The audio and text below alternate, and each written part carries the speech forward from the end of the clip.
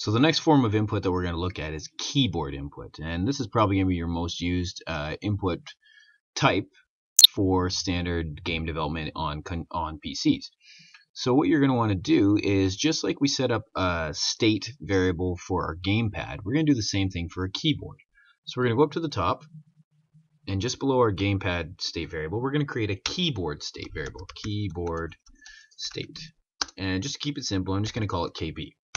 This is going to represent the state of our keyboard. Now we haven't got that state yet, so we need to scroll down. Oops, a little too far. And just like we did for our gamepad, we also need to do the same thing for our keyboard. So just below the gamepad.getState, we're going to do the same thing. KB is equal to keyboard,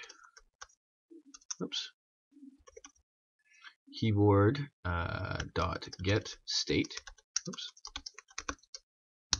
We don't need to specify anything special for this in terms of the player index or anything like that. We can just do this because, typically speaking, you're only going to have one keyboard plugged into your computer at a time. So what this does is this gets the status of every single key that's on your keyboard. It says which ones are currently pressed, which ones are not currently pressed.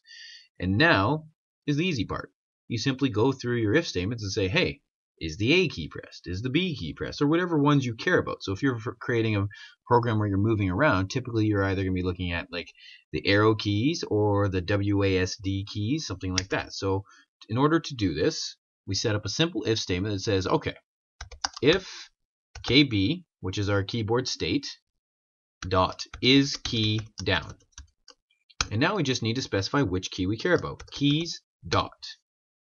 And what you see, you get all of your options of every key that's on the keyboard. So in this case, I am just going to say, let's say W. If keys.w is pressed, I can do something like, oops, this would be where I might move up. That's it. That's all there is to a keyboard. You just detect which keys you care about. Now again, if you want to handle things like multiple key presses at the same time, you would use separate if statements. If you only ever want one key at a time, you could use a single if, or you could use separate if statements. Or if you one key at a time, you would use an if-else if statement. If you don't want one key at a time, you can allow for extras. Then you use a standard separate if statements. Okay, so with your keyboard, obviously with your input, you got to decide what you're going to do with it in terms of how you're going to use it. Is it just going to be simple input, or are you going to use it in multiple places in your program, such as maybe you want the user to type in their name? Wow, that's going to be a little tricky. How are you going to possibly handle something like that? Most consoles, when you do that, they create what they call a virtual keyboard. Well, they'll show an image of a keyboard and you click on individual buttons by scrolling along using the D-pad or the thumbstick to get to the letter you want, and hit the A button to select the button or select the letter or whatever. With a keyboard, you should be able to handle actual typing. But it's not as simple as just get everything that they type. Because of the way this is set up, you essentially have to get one character at a time.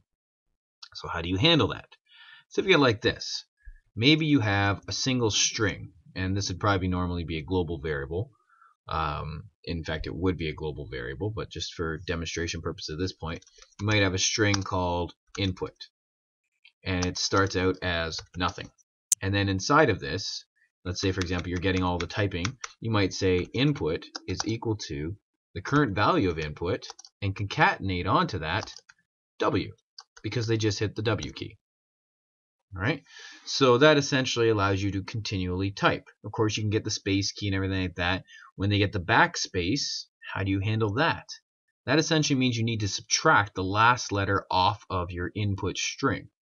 And because we would normally create this as a global variable, that means that the data would be persistent. So even when the update is done, the input variable would still exist. So the next time you came into the update, it would continually add those keys on.